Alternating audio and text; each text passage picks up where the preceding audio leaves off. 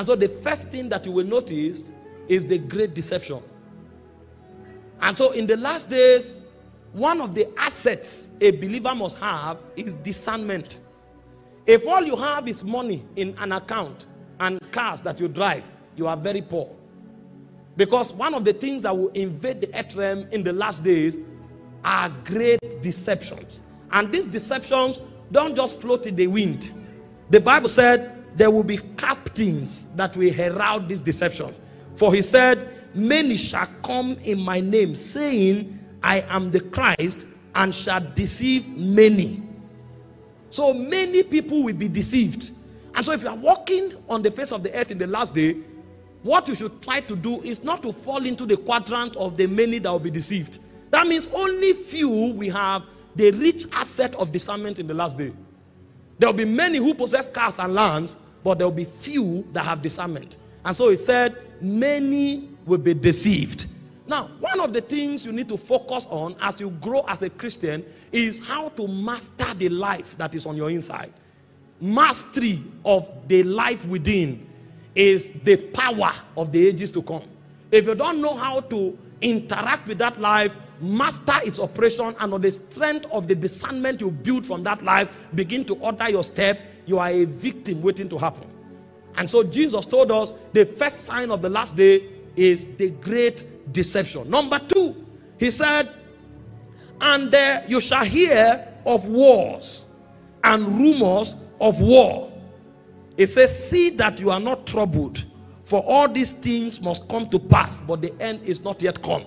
And so the second sign you will notice in the last day is anxiety and trouble. Fear of the unknown. And the reason people will be troubled and anxious is because they lack spiritual understanding.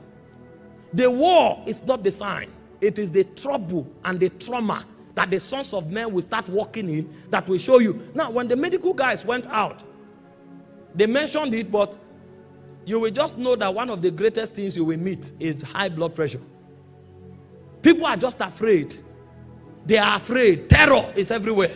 The terror can manifest in form of war, but the fear is the sign that we're in the last day. That means people no longer have spiritual understanding. When people begin to tap into spiritual understanding, nothing can move them. They become like Mount Zion. Like the psalmist said, even though I walk through the valley of the shadow of death, I shall fear no evil, for thou art with me. And so when you find a generation where people start living in fear and terror, which is born out of their lack of spiritual knowledge, you know that you are at the end times. Today, people brag with secular knowledge. I have a master's degree in anatomy. I have a doctorate degree in cyber technology. And then you ask him, what do you know about the spirit life? He doesn't even know the voice of God. But when he stands to speak, he brings and chants out heaps and heaps of paper that he calls certificates. And he wants to do business when spirits are involved. Now, there's nothing wrong in schooling. At least some of you who are here, you know we've schooled. We've schooled, but we understand Keda in spiritual realities. That secular knowledge is nothing compared to spiritual knowledge. Secular knowledge can put food on your table when there is no crisis. But spiritual knowledge can take you even beyond time. When time is accomplished, you will still stand. And so Jesus was revealing to us that in the last days, men will not have spiritual understanding. And because they will not have spiritual understanding, every physical crisis that happens will set them off. And they will begin to live in fear and in anxiety. And then he went to the third part and he read for us the third sign. He said, for nations shall rise against nations, kingdom against kingdoms, and there shall be famine and pestilence and earthquakes and in diverse places. And he said, this is the beginning of sorrows. What a prophecy. This is the beginning of sorrows. Now, the reason I'm teaching this is to help us understand spiritual arsenals that will give us an advantage in the crisis that is to come. Because if you don't know these things, you will build your confidence on the mundane. But these things Jesus is listing they will sweep off every investment you have in the natural. Imagine if you were in Ukraine and you invested. Now, let me give a balance before I say what I want to say. Invest in real estate if you have money. Invest in gold if you have money. Anything that is not affected by inflation or deflation, invest in it. There's no kind of inflation that will affect land. Inflation does not affect gold. And also, take advantage of innovations. New things that are happening. Understand it. Don't cross your hand and say, well, I don't know what is going on. You will be left behind. You will become obsolete. Somebody came to me the other day and was talking to me about cryptocurrency, to invest in it. I told him, I am open to invest in it. But there are two things. Number one, there's a lot of fraud in crypto. And the way crypto works is, meet those who are influential, get them to invest, and get them to publicize it, so that the gullible people will rush into it. When they now rush into it and the coin appreciates, the whales will cash out. I say, I'm a man of God. My conscience can't bear it. So I cannot get people to invest in something, and then when the money grows, me, I now cash out and leave my followers that God allowed influence to get them follow me to become victims. That will make me a wolf in sheep clothing. And so I said, before we talk about investment and publicity, what are the structures around it? Because before I invest, I need to know who is the developer. And if I know the developer, we must have a structure where the whales cannot pull out. If the whales can't pull out, then we know that this coin will last. That time, we can now begin to talk investment. Because when I finish from earth, I will appear in heaven. And God will ask me, what did you do with the influence I gave you? I will now say I used it to increase my cryptocurrency value. You will go to her. Now, why did I say that? I'm not against it. I invest in it, but I will never front it and I will not preach it until I meet a developer who has a structure where whales can pull out. That time, I know anybody who is investing will gain. So that we who are the first who enter will not pull out, and our disciples that we lured in will now suffer. That's fraud. Are we together? So, invest in innovations. And as I talk to you here, I will tell you one area that is very effective in the last days called cyber security. And you will know, in the days to come, if you don't invest in cyber security, if you don't invest in agriculture, you'll be in trouble. Because you will see some of the things Jesus listed, even famine is involved. These are the things that help you know how to live your life, so that you will be strategically positioned in the last days. And so the point I'm making is, number one, there will be what? There will be great deception. So you need discernment. Number two, there will be what? Wars and rumors of war. So you need to have spiritual understanding so that fear will not kill you. Because many will be in trouble and many will be fearful. And the reason they will live like that is because they are reading the news in the natural, not the news in the spirit. If all you hear is CNN and BBC, you will die of fear. But in addition to CNN and BBC, you need to hear breaking news from heaven. Because it's the breaking news from heaven that will keep you at peace, even in the midst of trouble. And so when you find the people who don't have access to spiritual knowledge, they will become victims, because most of the decisions they will take will be born out of anxiety. And many times when you take decisions out of anxiety, you'll be wrong, because the necessary intelligence required to fortify that decision will not be there. Anxiety makes you unstable. Number three, Jesus said there will be famine. And that means food will be attacked. And because food will be attacked, you need to become very intelligent around investments. That's why I spoke about investment. You need to know what to do. In fact, we need to begin to trust God as we fast and pray. That people should no longer just pray for 10 hours. While they are praying for 10 hours, they need innovative minds. We live in Africa where food is surplus. The whole world is looking into Africa, because Africa now is like raw material and we can't process nothing. When the famine comes, where are the technocrats? When famine was to come in Egypt, Joseph rose up and began to give them strategy of processing and preservation. And so this is a time where somebody needs to know what to do to Gary, that you can store Gary for 7 years. And you know what to do to Gary to increase its content. So when you take 5 spoons of Gary, it can satisfy you. Because food will become a weapon. The locusts will come and eat the food. And the point will come when they will tell you, before you eat, you will take a mark. You may be able to stand and say, I will die of hunger. But when you have a son like I do, and you don't know what to do, you won't be able to see that boy die. And so in order for you not to come into a tight place where you are forced to make a decision that you won't naturally consent to, you need to develop strategies. And so people must become master investors, and we must also develop intelligence around processing. This is not the time to waste. You come to certain families, bread is open there, beans is open there, water is running. That's an anti-spirit. It's against the age. This is not a time to waste. This is a time to preserve, and also to go beyond preserving to processing. People must begin to think on how to convert things and make them more effective. That's the age that we are in. But if you don't know this, you know, many nations of the world are coming to Africa. They are buying seedlings from us. They are developing technology on how to hybridize it and give it more value so that it can last with them. And so they can use it, because a time will come when, if the attack comes, you will not have food to eat. And instead of the Africans to think intelligently on how to interact with food, all we are interested in is immediate gratification. Somebody will load 20 trucks of yam from Zakibian straight to Port Harcourt and sell all. And he has been farming yam for 20 years. He knows nothing about yam. All he does is to farm it and sell it, and collects more money and put in the pocket, and God has blessed him. Because we don't know we are in the last days. Our approach to life is wrong.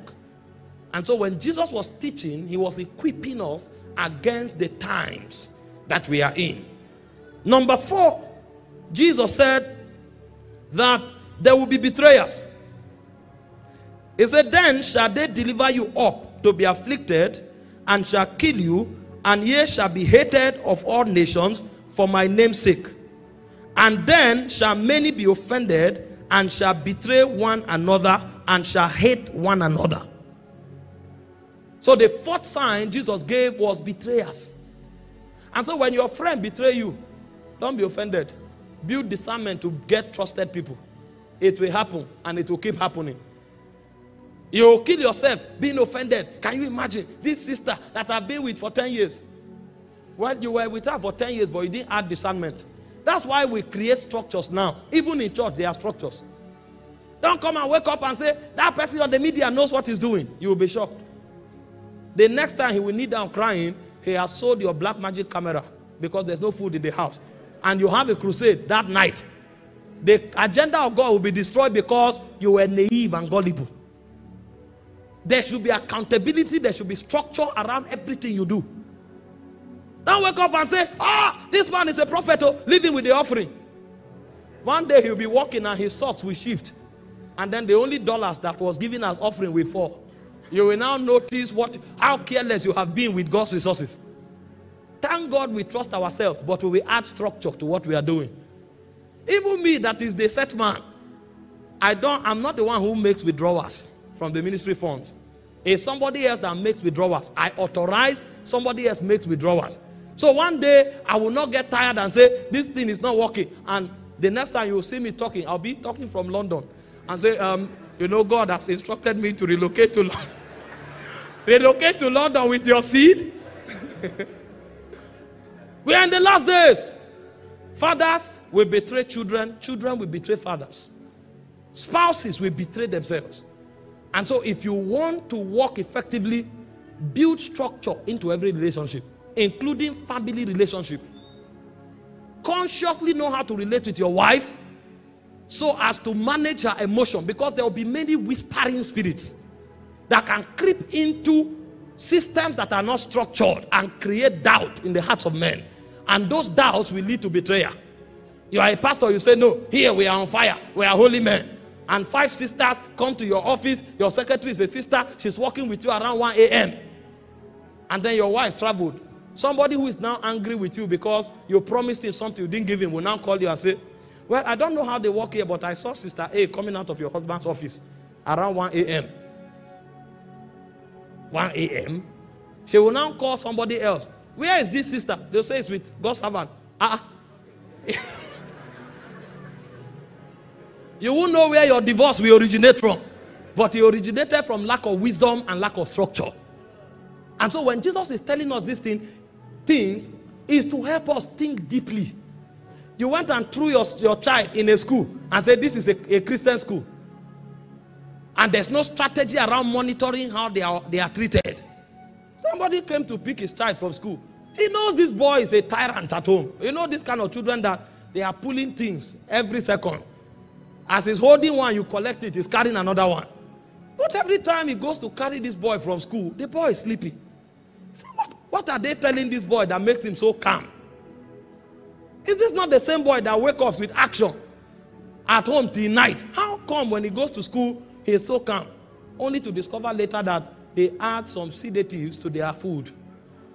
So because the nannies can't handle them, they just add some things. So when they eat, they sleep. And so they are compromising your child's mental faculty from infancy. And you are walking. You say, Kai, oh, thank God for this school. If you don't have discernment, if you don't have structure, you will be a victim of betrayers. And the idea of the betrayer is to wreck what God has committed to your hands. When structures are put in place, it negates betrayal. That's why when Jesus was ascending, he didn't give us men, he gave us offices. To some, he gave apostles, prophets, evangelists, pastors, and teachers, so that when Paul goes, another apostle will rise. Because if he gave us Paul and Peter, Christianity would have ended. But because he gave offices, if one steps out, another steps in. Even God needed structure. And finally,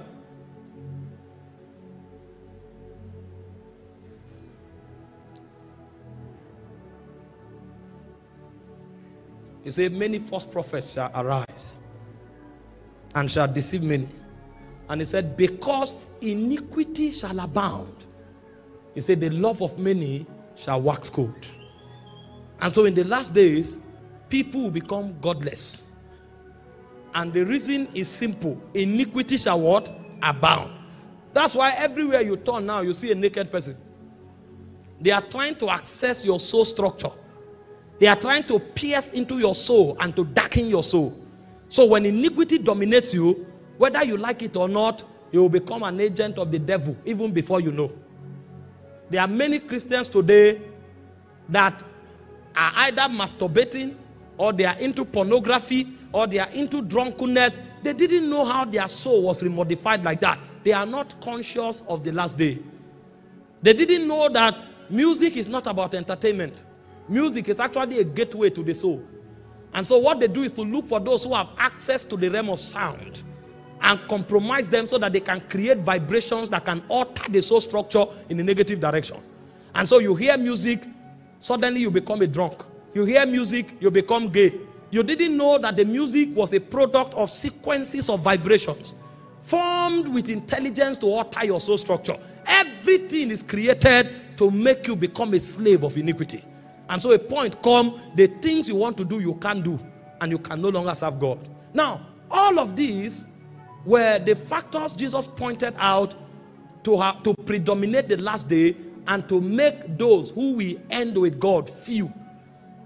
And so one of the burdens of a church that is alive is to equip people to survive the tyranny, the deception, and the treachery of the last day. Which ranges from what? Deception into what? Famine into what? Wars and terror into what? Betrayals and deception into iniquity. If you don't build a structure that survives these 5 things, your eternity has already been compromised. And so we are going to be doing teachings to fortify the believer to be able to survive these things. Deception, terror, betrayers, famine, and iniquity. This is why we come to church. Church is the citadel of defense.